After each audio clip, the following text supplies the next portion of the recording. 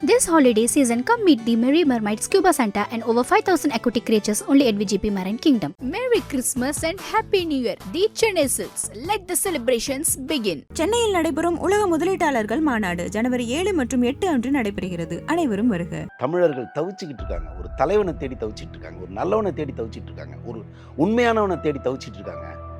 அப்படி ஒருத்தன் கிடைச்சா அவனை கொஞ்சம் தயாராக இருக்காங்க. அவன் செத்தாலும் அவனை போற்ற தயாராக இருக்காங்க. அப்படிங்கிறது தான் அந்த நேரலைகள்லாம் நான் பார்க்கும்போது எனக்கு ஃபீல் ஆனது.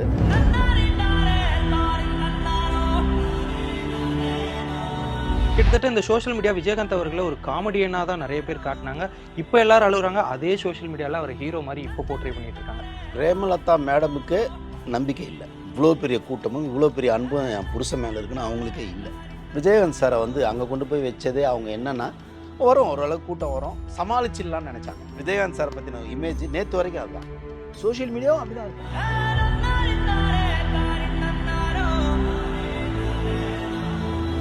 திருப்பி ஒரு விஜயகாந்த் மாதிரி ஒரு மக்களுக்கு பிடிச்ச ஒரு பர்சனாலிட்டி. சும்மா நான் ஓப்பனாக பேசுகிறேன். சரியா போனால் அண்ணாமலை வரலாம், சரியா போனா கீழே கமெண்ட் பண்ணுவானுங்க, ஏன்டா கேப்டன் எங்க, எங்கள் அண்ணாமலை எங்க.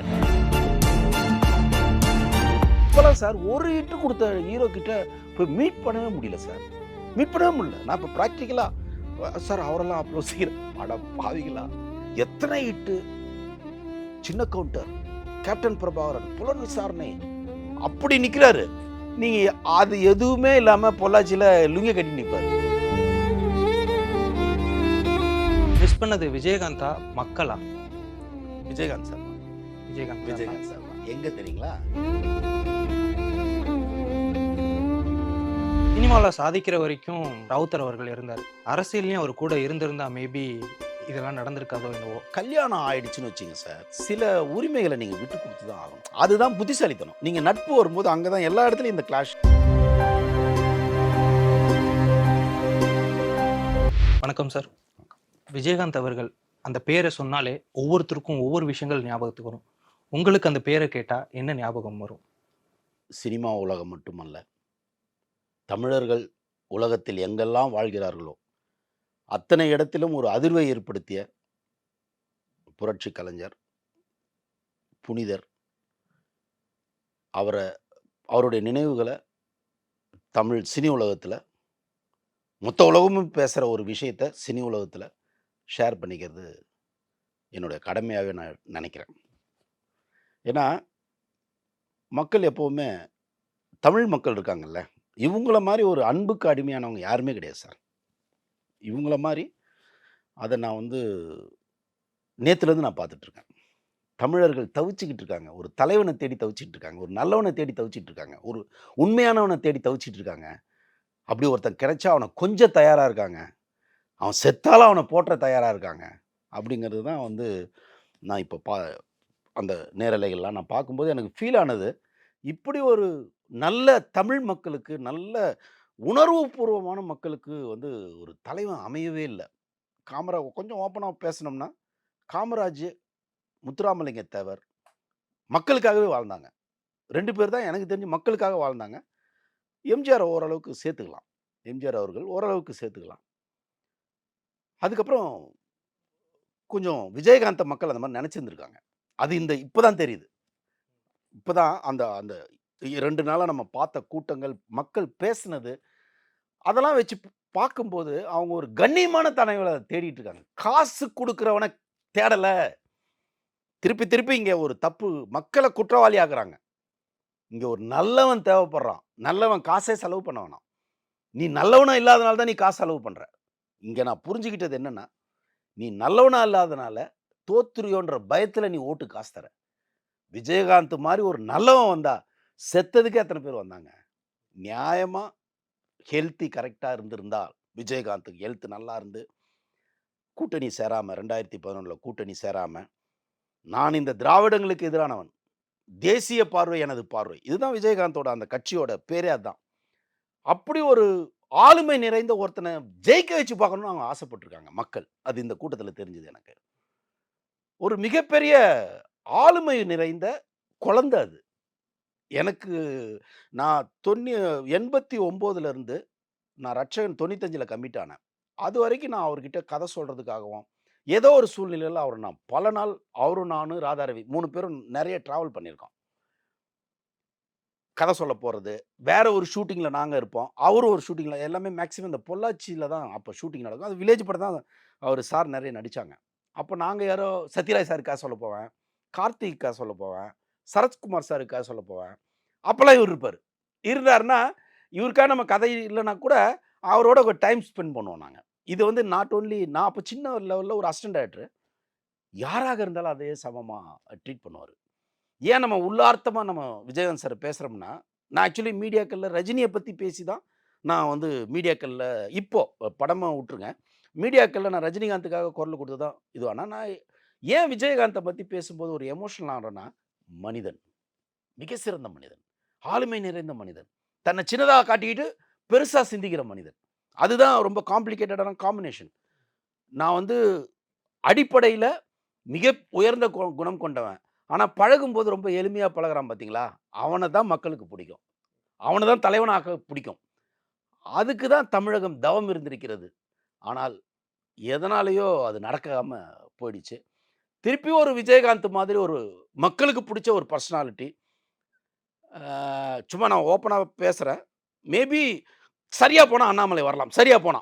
அந்த அந்த அந்த அந்த அந்த எடுத்துட்டு வர்றது எனக்கு தெரியல. எக்ஸாக்ட்டா கீழ கமெண்ட் பண்ணுவானுங்க. ஏன்டா கேப்டன் எங்க? எங்க அண்ணாமலை எங்கன்னு.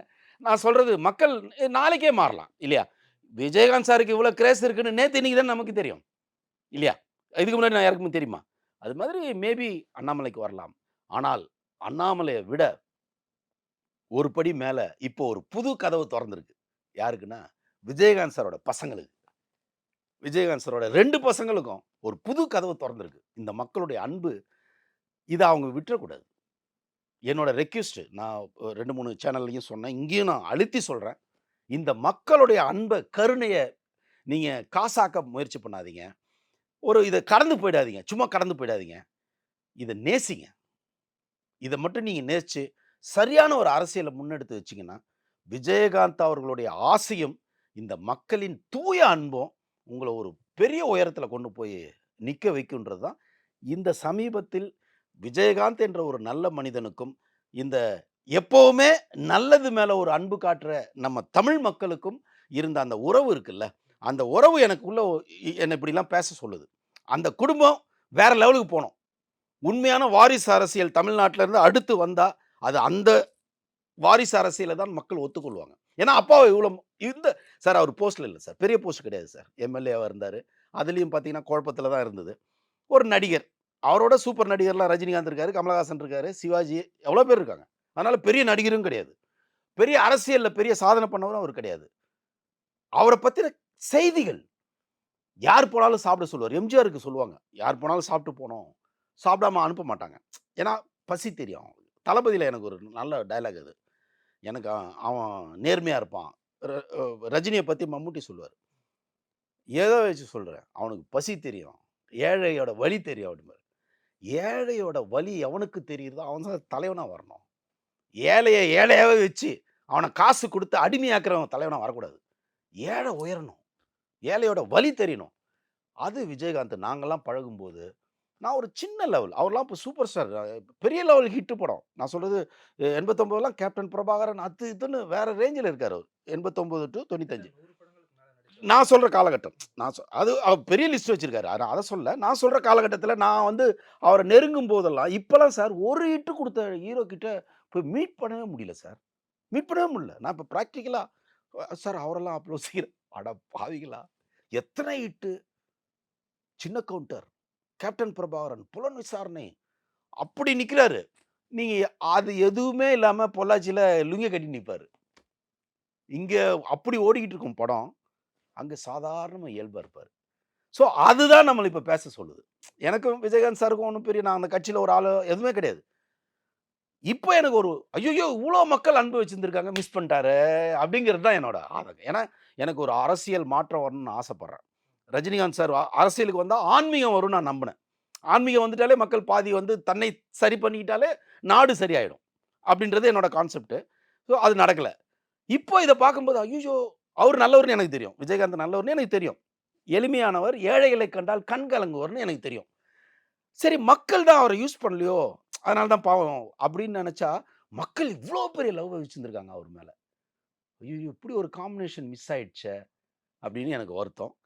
அந்த மிஸ் வந்து அவங்க பசங்க மூலியமா ஒரு மாற்றத்தை கொண்டு வந்து விஜயகாந்த் சார் சிலத நினைச்சாரு. என்னன்னா, அவர் கொஞ்சம் காங்கிரஸ் அவருக்கு பிடிக்கும். நான் சொல்றது அந்த காங்கிரஸ், இந்த காங்கிரஸ் இல்ல. நான் 60கள்ல 50கள்ல இருந்த காங்கிரஸ். ராஜாஜி எல்லாம் இருந்த காங்கிரஸ். அந்த காங்கிரஸ். நேர்மையா வேலை செய்யறதுக்கு மட்டுமே சத்தியம் பண்ணிட்டு வருவாங்க. அதுதான் காங்கிரஸ். காந்தி அந்த காங்கிரஸ். ஸோ அந்த காங்கிரஸ் கொஞ்சம் மூப்பனார் கிட்ட இருந்ததா விஜயகாந்த் சார் எங்ககிட்ட பேசுவாரு. மூப்பனாரு சொல்லுவாரு அவரு. எனக்கு அது தெரியல. விஜயகாந்த் சாருக்கு அது ஃபீல் ஆயிருக்கு.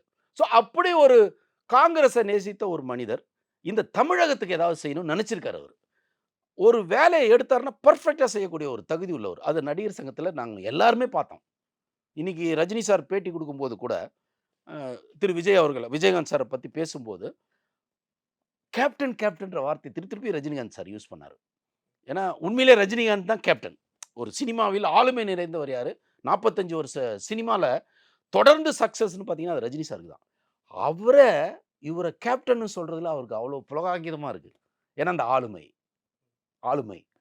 ஸோ, அந்த ஆளுமை நிறைந்த ஒரு மனிதன் தமிழ்நாட்டுக்கு வந்து, உலகம் பூரா இருக்கிற தமிழர்களுக்கு வேற ஒரு பாதையை காட்ட ஏன்னா சார், என் கனவு ஒண்ணு தான் சார். இந்தியாவ தமிழ் ஆளணும் சார். இந்தியா உலகத்த ஆளணும். என்ன சார்? தமிழனுக்கு அந்த தகுதி இருக்கு. தமிழன் தான் அறிவுல மிகப்பெரிய ஜாம்பவான். அப்படிப்பட்டவங்கள இன்னைக்கு நம்ம வந்து டைவர்ட் பண்ணி, அவன ஒரு எங்கேயோ திசை திருப்பி போயிட்டு இருக்கான் அவன். அவன திருப்புறதுக்கு ஒரு நல்ல தலைவன் வேணும். அது இப்ப தான் தெரியுது. அது விஜயகாந்த் சார் இருந்திருந்தா அது நடந்திருக்கும். அப்படிங்கிறத நான் இதில பார்த்தேன். பட் நமக்கும் லேட்டா தான் புரியுது. ஓகே எல்லாமே காலம் ஏதோ நடந்தது. ஆனால் இத அவங்க பசங்க, அவங்க குடும்பம் சரியா யூஸ் பண்ணிக்கணும். அப்பதான் விஜயகாந்த் இவர்களை ஆசீர்வதிப்பார். கண்டிப்பா. இப்போ திரும்ப திரும்ப நம்ம சொல்லும்போது, விஜயகாந்த் மிஸ் மிஸ் பண்ணிட்டாரு இத அப்படின்ற மாரி சொல்றீங்க. மிஸ் பண்ணது விஜயகாந்தா? மக்களா? விஜயகாந்த் சார் தான். விஜயகாந்த் சார் தான். விஜயகாந்த் சார் தான். எங்க தெரியுங்களா? 2011ல அ ஜெயலலிதா கூட கூட்டணி வச்சாரு பாருங்க. அங்க தான் மிஸ் ஆயிடுச்சு. அவரு சொல்லி வந்தது என்னன்னா, நான் இந்த 2 திராவிட கட்சிகளுக்கு எதிரா நான் வரேன்னு தான் ஆரம்பிச்சாரு. இப்ப எப்படி சீமான் சொல்லிட்டு இருக்காரோ, சீமான் என்ன சொல்றாரு? இந்த 2 திராவிடமும் வேணாம் நான் தமிழ் கொண்டு வரேன்னு சொல்றாரு இல்லையா?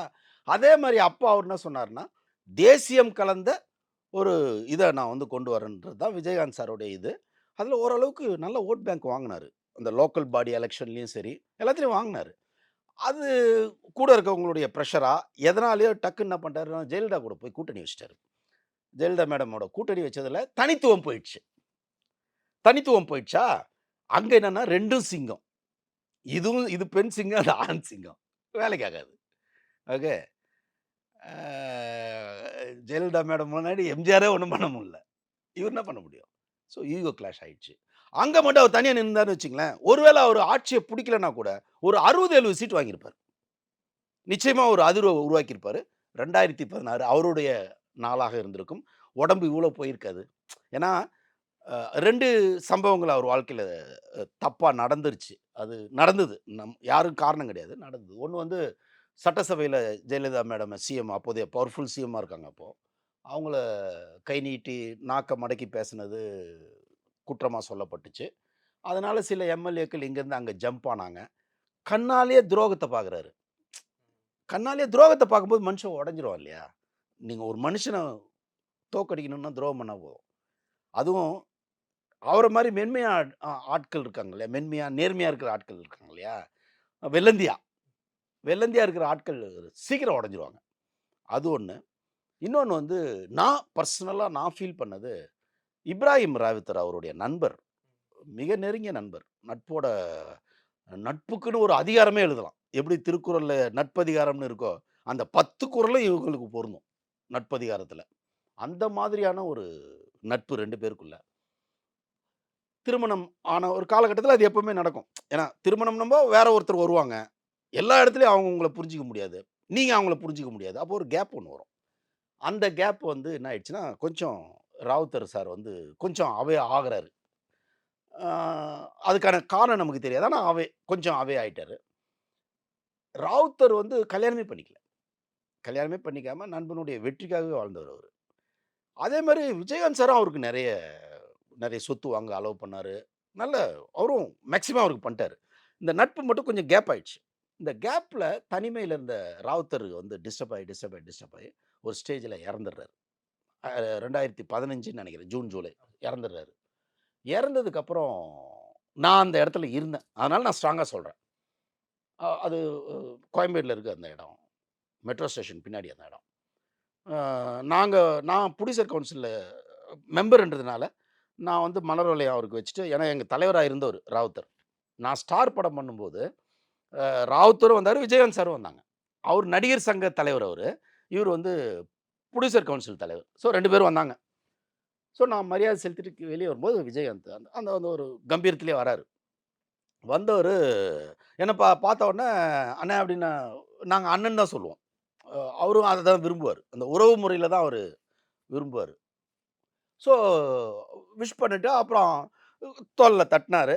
தட்டின உடனே நம்மள அறியாம அவர் பின்னாடி போயிடுவோம். திருப்பி நான் அவர் பின்னாடி அவர ஃபாலோ பண்ணி போறேன். அந்த ரீத்த ஏதோ ஒண்ணு குடுத்து அத வைக்கிறாரு. வச்சு அவர் ஒரு 10 நிமிஷம் அவர அத அத பார்த்துக்கிட்டே இருக்காருங்க. யாரு? விஜயகாந்த வந்து தான் நண்பனுடைய மரணத்த அவரால தாங்கிக்க முடியல. ஐயோ! எனக்காகவே வாழ்ந்தவன் செத்துட்டானான்றது எப்பவுமே ஒரு விஷயம் உங்களுக்குள்ள ஒரு பேரிடியா வந்து விழுந்துருச்சுன்னு வச்சுங்களேன், சரியான ஆட்களோ, இல்ல நீங்களோ அத கரெக்ட்டா தூக்கி வெளிய போடலன்னு வச்சுங்க, அது உங்க ஆழ் மனசுல போய் பதிஞ்சிரும். ஸோ விஜயகாந்த் சாருக்கு ராவுத்தர் ஆழ் மனசுல இறங்கிட்டாரு. இவருக்கு ஒரு ஒரு சின்ன குற்ற உணர்ச்சி. இது எல்லா இடத்துலயும் நடக்கிறது தான். அத ஹேண்டில் பண்றதுல கொஞ்சம் முன்ன பின்ன ஆயிடுச்சு. ஒரு சின்ன குற்ற உணர்ச்சியில நம்ம மட்டும் ராவுத்தன் கூடயே இருந்திருந்தா ஒரு வேளை இவன் பொழச்சிருந்திருப்பானோ, இவனுக்கு இந்த நிலைமை வந்திருக்காதோ வந்திருக்காதுன்னா, அந்த தாட் தான் அவருக்கு அதிகமா வந்துருச்சு. ஜெயலலிதாவ கூட அவரு ஒரு பெரிய இதுவா எடுத்துக்க மாட்டாரு. ஏன்னா, அவர் நேர்மையா பேசணும்னு தான் அங்க பேசுறாரு. ஸோ, இங்க நமக்கு ஒரு ஒரு சின்ன தப்பு பண்ணிட்டோமோ ஒரு கில்டி கான்ஷியஸ் வரும். அதுக்கு காரணம் நீங்க இல்லன்னா கூட, உங்க மனம் அப்படிலாம் சொல்லும். அவரு அதுல மாட்டிக்கிட்டாரு. அதுலருந்து நான் அவர பார்க்குறேன். 2015க்கு அப்புறம் நான் பார்க்குறேன். அவரு அப்படியே ஹெல்த்தியா டிஸ்டர்ப் ஆகுறாரு. அங்கங்க கொஞ்சம் தடுமாற்றங்கள் அது இதுன்னு நெறைய தெரியல என்ன நடந்தது. ஸோ நான் கண்டுபிடிச்சது எனக்கு புரிஞ்சது என்னன்னா, இவருடைய ஆழ் மனசுல ராவுத்தர் தன்னை விட்டுட்டு போனதுக்கு நம்ம வந்து இன்னும் கொஞ்சம் கூடுதல் கவனம் எடுத்திருக்கலாமோ! அப்படின்ற குற்ற உணர்ச்சியில தான் இவருடைய ஏன்னா நீங்க ஒரு விஷயத்த தொடர்ந்து நீங்க உடம்பு எடுத்துக்கிச்சுன்னா, உடம்பு மனசு வந்து உடம்ப கெடுத்துரும். இதுதான் கான்செப்ட். ஸோ, அது அவருக்குள்ள நுழைஞ்சிருச்சு. இத நான் போன வருஷம் ஒரு ஒரு சேனல்ல சொல்லியிருந்தேன். அது பயங்கரமா மக்களால் ரீச் ஆகப்பட்டது. ராதாரவி சார் கூட கூப்பிட்டு சொன்னாரு. "அவன் உண்மைப்பா அது. நட்புக்கு அவன் வந்து அவ்வளோ இது பண்ணுவான்" அப்படின்னு சொன்னாரு. ஸோ, அந்த இடத்த கொஞ்சம் சரி பண்ணியிருந்தா மேபி ஏதாவது பண்ணியிருக்கலாம். ஆ மேபி பண்ணியிருப்பாங்க. பிரேமலதா மேடம்லாம் எவ்வளோ பண்ணியிருப்பாங்க. அதான் இன்னைக்கு அந்த அம்மா மேல எல்லாருக்குமே பெரிய ஒரு மரியாதை வந்துருச்சு இந்த இதுல. ஏன்னா, தன்னுடைய கணவருடைய அ ஏன்னா கிட்டத்தட்ட அது மெயினான சொத்து அது. அந்த சொத்துல வந்து அவர வந்து அ இது பண்ண விடமாட்டாங்க. ஏன்னா எதிர்காலத்துல அது பெரிய விலைக்கு போகும். இது எதுக்குன்னு தான் தோணும். மனித மனம் அப்படிதான் தோணும். ஆனா அது இல்லாம அந்த அம்மாவும், அந்த 2 பசங்களும், "இல்ல அது அப்பாவோட சொத்து தான். வைங்க" அப்படின்னாங்க பார்த்தீங்களா? Really hats off. அந்த ஏன்னா பெரிய பெரிய நடிகர்களுக்கு அது நடக்கல. யாருன்னு சொல்ல விரும்பல. பெரிய பெரிய நடிகர்களுக்கு அது நடக்கல. ஸோ இந்த நடந்த இன்சிடென்ட்டால இப்ப பிரேமலதா மேடம வந்து மக்கள் கொஞ்சம் கொஞ்சம் கருணையோட பார்ப்பாங்க. அதே மாரி அந்த 2 பசங்க. அந்த 2 பசங்களும் அப்ஜெக்ட் பண்ணியிருக்கலாம் இல்லையா? வேண்டாம் எதுக்கும்மா? அது விக்க முடியாது உங்களுக்கு. எதிர்காலத்தில அதுவாவே இருக்கும். புரியுதா உங்களுக்கு? நாளைக்கு ஆத்திர அவசரத்துக்கு விக்க முடியாது. ஸோ அதெல்லாம் இல்லாம எங்க அப்பா இருக்கட்டும் அப்படின்னு சொன்னதுனால, பசங்களையும், அவங்களையும் அந்த அம்மாவையும் நம்ம பாராட்டி தான் ஆகணும். ஸோ இதுக்கப்புறம் எனக்கு என்ன தோணுதுன்னா, எதிர்காலத்தில் திரு விஜயகாந்த் அவர்கள் இறந்ததுக்கு அப்புறம் தான் ஆட்சிய பிடிப்பாருன்னு எனக்கு தோணுது. இருந்து ஆட்சிய பிடிச்சத விட, இறந்து ஆட்சிய பிடிப்பாரு. ஏன்னா சார், அவர் வந்து பெரிய நடிகர் இல்ல, பெரிய அரசியல்வாதி இல்ல. ஒரு ஓகே 3 கிரேட்ல இருந்தாரு. ரஜினி, கமல், அடுத்து விஜயகாந்த். 3ல தான் இருந்தாரு அவரு. அதே மாரி அரசியல்ல பார்த்தீங்கன்னா, ஒரு முறை தான் எம்.எல்.ஏ வந்திருக்காரு. இல்லையா? அது ஒண்ணும் பெரிய சாதனை கிடையாது. ஆனா இப்படி ஒரு கூட்டம், ஒரு சிஎம்க்கு ஈக்குவலா உள்ள கிரவுடும், ஒப்பீனியனும் வந்திருக்கு. அப்ப மக்கள் அவர சிஎம்மா பார்த்துருக்காங்கன்னு தெரியுது. அப்ப என்னன்னா, எதிர்காலத்தில் தமிழக மக்கள் விஜயகாந்தோடைய வாரிசுகள கைவிட மாட்டாங்களோ! அவங்களும் அத யூஸ் பண்ணிக்குவாங்களோ! அதன் மூலமாக விஜயகாந்த் ஆசைப்பட்ட ஒரு நல்ல தமிழகம் சார் நல்ல தமிழர்னா ஒண்ணும் இல்ல சார். உங்களுக்கு நான் துரோகம் பண்ணக்கூடாது. உங்களுக்கு முடிஞ்ச அளவுக்கு நான் ஹெல்ப் பண்ணணும். இவ்வளவுதான் சார். வேற நான் மேக்ஸிமம் உங்களுக்கு நல்லவன்றதுக்கு அடையாளம் வேற என்ன? விஜயகாந்த் அத பண்ணாரு. உங்கள உங்கள கெடுக்க மாட்டாரு. உங்களுக்கு துரோகம் பண்ண மாட்டாரு. பெரிய துரோகம் பண்ண மாட்டாரு. தப்பா பேச மாட்டாரு. அது ரஜினி சார்கிட்டயும் அந்த குவாலிட்டி இருக்கும். யாரையும் தப்பா பேச மாட்டாங்க. அப்புறம் ஹெல்ப் பண்றது. விஜயகாந்த் தான் நெறைய புது டைரக்டர்களுக்கு வாய்ப்பு குடுத்திருக்காரு. ஏகப்பட்ட புது டைரக்டருங்க. இன்னைக்கு எத்தனையோ டைரக்டருங்க வந்து அவரால ஆர்.கே. செல்வமணிலருந்து எவ்வளோ பேருக்கு வாழ்க்கைய ஓப்பன் பண்ணி வச்சிருக்காரு. நான் கொஞ்சம் பொறுமையா இருந்தா மேபி எனக்கும் படம் கிடைச்சிருக்கும். ஏன்னா நான் கதை சொல்லி ஓகே பண்ணிட்டேன். அதுக்கப்புறம் நான் கொஞ்சம் ரூட் வேரி ஆயிடுச்சு. அதனால நான் பண்ண முடியல. இல்லன்னா எனக்கும் அவரு ஒரு கடவுளாக காட்ஃபாதரா மாறியிருக்கலாம். ஸோ அப்படிப்பட்ட ஒரு விஜயகாந்தின் இந்த மரணம் ஒரு மாற்றத்தை தமிழகத்துக்கு தரும். விஜயகாந்தின் ஆசியும், மக்களின் அன்பும் ஒரு புது பிரளயத்தை இங்க உருவாக்குன்றது என்னுடைய பார்வை. ஒருத்தர் பெரிய ஆள் ஆகணும், ஒரு இடத்த அடையணும் அப்படின்னா, அவங்களுக்கு சப்போர்ட்டா யாராவது ஒருத்தவங்க இருந்துட்டா போதும் அப்படிம்பாங்க. சினிமால சாதிக்கிற வரைக்கும் ராவுத்தர் அவர்கள் இருந்தாரு. அரசியல்லயும் அவர் கூட இருந்திருந்தா மேபி இதெல்லாம் நடந்திருக்காதோ என்னவோ! இத பத்தி உங்களோட பார்வை என்ன? அ என்னன்னா சார், நீங்க கல்யாணம் ஆயிடுச்சுன்னு வச்சுக்கங்க சார், சில உரிமைகள நீங்க விட்டு குடுத்து தான் ஆகணும். அதுதான் புத்திசாலித்தனம். நீங்க நட்பு வரும்போது அங்க தான் எல்லா இடத்துலயும் இந்த கிளாஷ், இந்த ப்ராப்ளம் வரும். ஓகே. எப்படி ஒரு மாமியாருக்கும், மருமகளுக்கும் இருக்கிற சண்டையே என்ன? நான் இம்பார்ட்டன்ட்டா, நீ இம்பார்ட்டன்டான்றது தான். ஓகே. இப்ப விஜயகாந்த் மாரி ஒரு பெரிய ஆக்டர், பெரிய ஹீரோ. அவர யார் கையில வச்சுக்கிறதுன்னு ஒரு கேள்வி வரும். அது நியாயமா பொண்டாட்டி தான் வச்சுக்கணும். இல்லையா? ஒய்ஃப் தானே. அத்தாரிட்டி. அவங்க தானே இன்னைக்கும் அவங்க தானே பாவம் அனாதையா நிக்கிறாங்க இல்லையா? 2 பசங்களோட அனாதை. அவங்க சொத்து இருக்கு, மக்கள் இருக்காங்க. அனாதைன்னு சொல்லக்கூடாது. ஏன்னா, லட்சம் பேர் நிக்கிறான் பின்னாடி. அதனால அந்த வார்த்தைய நான் வாபஸ் வாங்கிக்கிறேன்.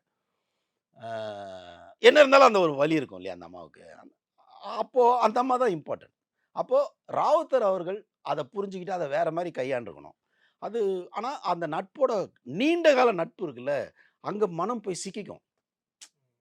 மனம் அதுதான் நான் சொல்றேன். திருப்பி திருப்பி நான் மனம்ன்ற வார்த்தைய நான் ஏன் யூஸ் பண்றேன்னா, அத ஒருத்தன் கையாள தெரிஞ்சா தான் நீங்க எதையுமே கையாள முடியும். உங்க உங்க உடம்பாகட்டும், உங்களுடைய சுத்தி இருக்கிற மனிதர்களாகட்டும், நீங்களாகட்டும், உங்கள நீங்க உங்க மனம் உங்க கையில இல்ல உங்கள உங்கள நீங்களே ஹேண்டில் பண்ண முடியாது. ஸோ அந்த இடத்துல வந்து மேபி ராவுத்தர் வந்து இதுவா இருந்திருக்கலாம். நீங்க சொல்ற மாரி அரசியலுக்கு வந்திருந்தா நிச்சயமா இது நடந்துருதுன்னு வச்சுக்கங்களேன். எல்லாமே அண்டர்ஸ்டாண்டிங்ல இருந்திருந்தாங்கன்னா, நிச்சயமா ராவுத்தர் இருந்திருப்பாரு. ராவுத்தர் இருந்ததுன்னா, ராவுத்தர் நல்ல நல்ல பயங்கர நாலேட்ஜான ஒரு பெர்சன் அவரு. ஏன்னா, அவருடைய ஒரே வேள்வி விஜயகாந்தை வெற்றி பெற வைப்பது தான் அவருடைய ஒரே வேள்வி. அப்படின்னும்போது, அந்த அறிவு வந்து நெறைய புது புது விஷயங்கள யோசிச்சிருக்கோம். இல்லையா? இன்னும் கொஞ்சம் நல்லா இருந்திருக்கும். ஜெயலலிதா மேடம் கூட ஏடிஎம்கே கூட்டு வேணான்னு சொல்லியிருக்கோம். ஸோ அங்க தானே எல்லாமே உல்டா ஆச்சு. கூட்டணி ஜெயிச்சாரு. பிரச்சனை வந்தது. 10, 12 எம்எல்ஏ அங்க போயிட்டாங்க, தாவிட்டாங்க. இவரு வந்து மைனஸ் ஆயிட்டாரு. உடம்பு போகுது. அப்படியே பாருங்க எல்லாமே அதோட ரியாக்ஷனா வருது இல்லையா? ஸோ அங்க தான் முடிவுகள் மாத்தியிருக்கும். நீங்க சொன்ன மாதிரி ராவுத்தர் அவர்கள் இருந்திருந்தால் நிச்சயமா பெட்டராக இருந்திருக்கும். அந்த இடத்துல இப்போ பிரேமலதா மேடமோட நாலேட்ஜ் இப்ப இருக்கு. அன்னைக்கு எப்படி இருந்ததுன்னு நமக்கு தெரியாது. இன்னைக்கு கொஞ்சம் நல்ல ஒரு அவங்க வரவங்களுக்கு அவங்க வந்து ஆதரவு இது பண்றாங்க. நியாயமா அவங்க தான் அழுதுட்டு இருக்கணும். வந்து அழுவுறவங்களுக்கு அவங்க ஒரு ஒரு லீடர் குவாலிட்டி அந்த அம்மாவுக்கு வந்திருக்கு. அவங்க தான் வரவங்கள வந்து ஏன்னா அவங்க அழுவுறாங்க. இந்த அம்மா அழுது முடிச்சிருச்சு பாவம். அதுக்கப்புறம் பரவால்ல விடுங்க அப்படின்னு ஒரு இது வந்துருச்சு. ஆ இந்திரா காந்தி அம்மா செத்த உடனே இந்திரா காந்தி அம்மா செத்த உடனே ராஜீவ் காந்தி அந்த கமாண்ட்ல இருந்தாரு. எந்த ரியாக்ஷன் ஏன்னா குண்டு தொலைச்சு கொன்ட்டானுங்க. அவரு ஃபாரின்ல படிச்சவரு ராஜீவ் காந்தி.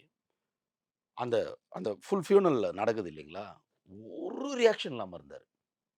அது அப்போதைக்கு பேசப்பட்டுச்சு. எனக்கு நான் நான் சின்ன பையன் அப்போ. எனக்கு நல்லா ஞாபகம் இருக்கு. அது பேசப்பட்டுச்சு அது. பரவாயில்லையே! எந்த ரியாக்ஷன் இல்லாம இருக்காருன்னு. அந்த மாரி இந்த அம்மா கிட்ட ஒரு நல்ல ஒரு அவரு நல்லா எதையோ கத்துக் குடுத்துட்டு போயிருக்காருன்றது தெரிஞ்சது. நிச்சயமா அவருடைய மரணத்துக்கு அப்புறம் ராவுத்தர் என்ன நெனச்சாரோ, ராவுத்தர் இருந்திருந்தா என்ன நடந்திருக்குமோ, அது இனிமே நடக்கும்னு நான் நம்புறேன். ஆ இந்த திராவிட கட்சிங்களுக்கு எதிரா தான் இந்த கட்சி உருவாக்கப்பட்டது. இப்போ இனிமே தேமுதிக கட்சி எப்படி இருக்கும்? மேபி யாரோடையாவது கூட்டணி இருக்கப்படுமா? அத பத்தி உங்களோட கருத்து? என்னன்னா சார், இப்போ வந்துட்டு போன அரசியல்வாதிகள் எல்லாருமே ஆல்மோஸ்ட் வந்துட்டு போனாங்கல்ல, எல்லாருக்கும் ஒரு பிரமிப்பு வந்திருக்கும். விஜயகாந்த் அவர்கள் மீதும், அந்த கட்சி மீதும் ஒரு பிரமிப்பு இருக்கும். இவ்ளோ பெரிய கூட்டத்த வச்சிருந்திருக்காருன்ட்டு. ஆனா, இன்னொரு கேள்வியும் இருக்கு. இந்த கூட்டம்லாம் ஓட்டா மாறுமான்னு ஒரு ஒரு பெரிய கேள்வி ஒண்ணு இருக்கு. ஏன்னா, இப்ப வந்து கமலஹாசன் வந்து மீட்டிங் போனாருன்னா, அவ்ளோ கூட்டம் வந்துச்சு. ஆனா ஓட்டா மாறல. ஓகே. அது எப்பவுமே சொல்லப்படுற குற்றச்சாட்டு அது. அது மாதிரி இங்க ஒரு கேள்வி தொக்கி நிக்குது. இதெல்லாம் கூட்டம்லாம் ஓட்டா மாறுமா? அப்படின்னு. ஆனா, இங்க ஒரு எமோஷனல் பைண்டிங் இருக்கு. இது வந்து சும்மா வந்து காசு குடுத்து கூப்பிடல. நீங்கலாம் வந்தே ஆகணும்னு கமாண்டிங் போடல. அது அன்புல வந்தது. இந்த அன்பு தொடரும்னு அவங்க தான் ஒர்க் பண்ணணும். இனி அவங்க ஒவ்வொரு பேட்டியும், ஒவ்வொரு மூவ்மெண்ட்டும் விஜயகாந்த மனசுல நெனச்சுக்கிட்டு ஒரு புனிதமான செயலா செய்யணும். செஞ்சா, இது வந்து தனிச்சே அவங்க வந்து தான் யாருன்னு காட்டலாம். ஏன்னா இப்போ டிஎம்கே இருக்கு, ஏடிஎம்கே இருக்கு. பிஜேபி வளர்ந்து வர ஒரு சூழ்நிலைய அண்ணாமலை அவர்கள் உருவாக்கி வச்சிருக்காரு. ஆனா, இந்த மாதிரியான ஒரு கூட்டம், லவபிள் கூட்டம் இருக்கா அப்படின்னு பார்த்தா, கம்மி தான். கலைஞர் இருந்தப்ப டிஎம்கேக்கு இருந்தது. ஜெயலலிதா மேடம் இருந்த வரைக்கும் ஏடிஎம்கேக்கு இருந்தது. இப்போ இருக்கா? ஏன்னா குற்றச்சாட்டுகள் குவிஞ்சுகிட்டு இருக்கு நாளுக்கு நாளு. அதனால இந்த லவ் இருக்குமான்னு தெரியல எனக்கு. ஆனா இங்க லவ் இருக்கு. இந்த லவ்வ சரியான வகையில் அவங்க யூஸ் பண்ணிக்கிட்டாங்கன்னா, தனியா நிக்கலாம். இல்ல ஏதோ ஒரு பெரிய கட்சி இவர்களுக்கு பலம் இருக்குன்றத புரிஞ்சுக்கிட்டாங்கன்னா, இப்போ வந்து கேட்டான் தி வால் தான். இந்த கூட்டம் ஓட்டா மாறுமா? அப்படின்னு தான் அவங்க யோசிப்பாங்க. ஏன்னா அரசியல்வாதி மூளை அதானே வேலை செய்யும். அப்போ அவர்கள் இன்னும் ஒரு 1 மாசம் 2 மாசத்துக்கு அவர்களுடைய செயல்பாடுகள் இருக்குல்ல, அந்த செயல்பாடுகள் இதே கூட்டம் கன்டின்யூ ஆகுற மாரி அவங்க பண்ணணும். அந்த ஒரு அது வந்து உள் அன்போட பண்ணணும். நீங்க திருப்பி அத வியாபாரமா மாத்தக்கூடாது. உள் அன்போட நீங்க பண்ணீங்கன்னா, இப்போ அவங்களுக்கு என்னன்னா, ஆஃபீஸயே குடுத்துட்டாங்க, அலுவலகத்தையே குடுத்துட்டாங்க, மெயினான இடத்து இது. அங்கேயே இப்போ நீங்க பார்த்தீங்கன்னா, எப்படி இப்ப நான் உங்க சேனல்ல சொல்றேன். எப்படி எம்ஜிஆர் சமாதிக்கு எப்பவுமே ஒரு கூட்டம் வருதோ, அதே மாரி கூட்டம் இனிமே அங்க வரும். அந்த ஒரு அதிர்வ இன்னைக்கு வந்துருச்சு. இனிமே நீங்க கோயம்பேட்லலாம் 1 ஹவர் முன்னாடி போணும் நீங்க. பஸ் கிஸ் புடிக்கணும்னா, அவ்வளோ கூட்டம் வரும் இனிமே. ஏன்னா, அது ஒரு முக்கியமான பிளேஸா மாறும். அந்த அப்படி வர மக்கள நீங்க அன்பா மாத்தணும். அங்க ஒரு விஜயகாந்த் இருக்காருன்னு நீங்க காட்டணும். வியாபாரம் இருக்குன்னு காட்டக்கூடாது. விஜயகாந்த் இருக்காருன்னு நீங்க காட்டிட்டீங்கன்னா, நிச்சயமாக ஒரு ஒரு நல்லது நடக்கும்னு நம்புறேன். விஜயகாந்த் அவர்கள அப்பைலேருந்து பார்த்தவங்களுக்கு தெரிஞ்சிருக்கும். இப்ப என்னுடைய வயதுக்காரங்களுக்கு கூட தெரியும். பட் அதற்கப்புறம் வந்த ஜெனரேஷன் அவர்களுக்கு விஜயகாந்த் எப்படி அறிமுகம்னா, ஒரு ட்ரால் மெட்டீரியலா, சோசியல் மீடியால அப்படி ஆக்கி வச்சிருந்தாங்க. கிட்டத்தட்ட இந்த சோசியல் மீடியா விஜயகாந்த் அவர்கள ஒரு காமெடியனா தான் நெறைய பேர் காட்டுனாங்க. இப்ப எல்லாரும் அழுவுறாங்க. அதே சோசியல் மீடியால அவர ஹீரோ மாரி இப்ப போர்ட்ரே பண்ணிட்டு இருக்காங்க. இந்த சோசியல் மீடியாவ எப்படி பார்க்குறீங்க? இந்த ஷோ இத பண்றவங்கள எப்படி நீங்க பார்க்குறீங்க? சார், பிரேமலதா மேடமுக்கு நம்பிக்கை இல்ல. இவ்ளோ பெரிய கூட்டமும், இவ்ளோ பெரிய அன்பும் என் புருஷன் மேல இருக்குன்னு அவங்களுக்கே இல்ல. அதனால தான் அவங்க நேத்து வந்து விஜயகாந்த் சார் அங்க கொண்டு போய் இது பண்ணிட்டாங்க. நான் பாடின்னு கூட சொல்ல எனக்கு ஐ அம் நாட் இன்ட்ரஸ்டட். ஏன்னா நாங்க அப்படி பார்க்கல. அவரோட பாடிய பார்த்தவங்க. அத போய் அப்படி சொல்ல எனக்கு வரல. விஜயகாந்த் சார வந்து அங்க கொண்டு போய் வச்சதே அவங்க என்னன்னா, வரும் ஓரளவுக்கு கூட்டம் வரும். சமாளிச்சிடலாம்னு நெனச்சாங்க. அப்போ நேத்து வரைக்குமே அதான் இமேஜ். விஜயகாந்த் சார பத்தின இமேஜ் நேத்து வரைக்கும் அதுதான். சோசியல் மீடியாவும் அப்படிதான் இருக்கும். சோசியல் மீடியாவுக்கு எப்படி தெரியும்? இவ்ளோ பெரிய லவ் எல்லார்ட்டயும் இருக்குன்னு. ஜல்லிக்கட்டு போராட்டம் அவ்வளோ பெரிய வீரியமானது அந்த வந்த கூட்டத்த வச்சு தான். அதுக்கப்புறம் சோசியல் மீடியால யாராவது அத தப்பா பேசுனாங்களா? பேச முடியுமா? முடியாது. ஏன்னா மக்கள் சக்தி அவ்வளோ உன்னதமானது.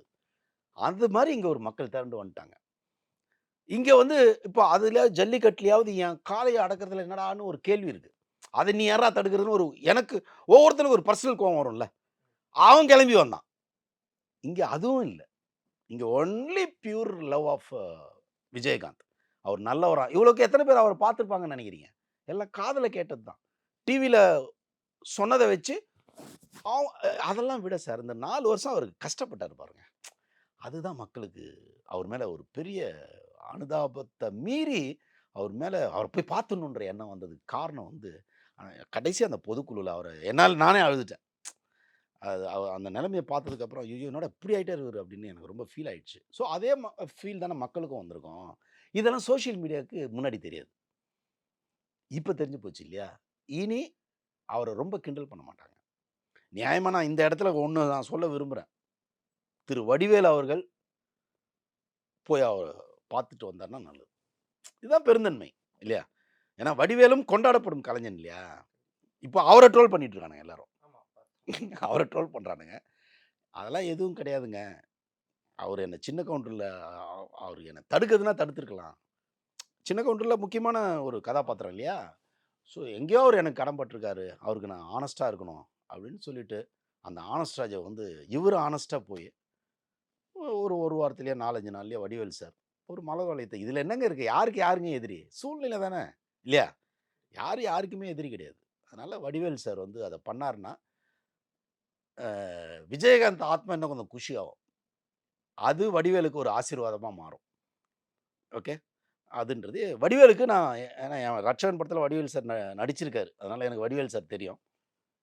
அதனால் கொஞ்சம் ஒரு சின்ன உரிமையில் நான் வடிவேல் சார்கிட்ட ஒரு ரிக்வெஸ்ட்டாக உங்கள் சேனல் மூலமாக வைக்கிறேன், தயவுசெய்து அங்கே நேராக போய் பார்த்துட்டு வந்துடுங்க. கடைசியா நீங்க விஜயகாந்த் அவர்கள் எப்போ சார் பார்த்தீங்க? இங்கே தான் ராவுத்தர் இருக்கு இல்லையா, ராவுத்தர் சம்பவம் சொல்கிறேன், அன்னைக்கு தான் நான் பார்த்தேன். அப்படின்னா 7 வருஷத்துக்கு முன்னாடி. ஏன்னா அதுக்கப்புறமே அவரோட ஆக்டிவிட்டீஸ் கம்மியாயிடுச்சு இல்லைங்களா, கூட்டங்களுக்கு வர்றது கம்மி, எப்போ ஒரு ரேரான மீட்டிங் தான். இன்னொன்று சார், அவரை நாங்கள் பார்த்து வியந்தது வேற மாதிரி. அவரை அப்படி பார்க்கவே நமக்கு சும்மா இப்போ நீங்கள் நல்லா ஜம்முன்னு இருக்கீங்கன்னா நாங்கள் கூட இந்த பக்கம் போகிற சார் இருக்கீங்களா சார்னு கேட்டு வருவேன். நீங்களே டயர்டாக இருக்கீங்க, டல்லாக இருக்கீங்க அப்படின்னும் போது நான் உங்களை டிஸ்டர்ப் பண்ண விரும்ப மாட்டேன் இல்லையா. எல்லா கலைஞர்களுமே அவரை அப்படி பார்க்க விரும்பல, தவிர்த்துட்டாங்க. ரெண்டாவது அவருக்கே ஒரு சின்ன இன்ஃபீரியாரிட்டி வரும்ல, என் முன்னெல்லாம் சிங்க மாதிரி இருந்துட்டு இப்போ அவருக்கும் ஒரு மாதிரி இருக்கும். அதனால் நான் விரும்பலை. கடைசியாக ராவுத்தரோட இதில் தான் நான் வந்து அவரை பார்த்தேன். நிறைய விஷயங்கள் பகிர்ந்துக்கிட்டீங்க. உங்களுடைய நேரத்திற்கும் கருத்திற்கும் நன்றிங்க. நன்றி.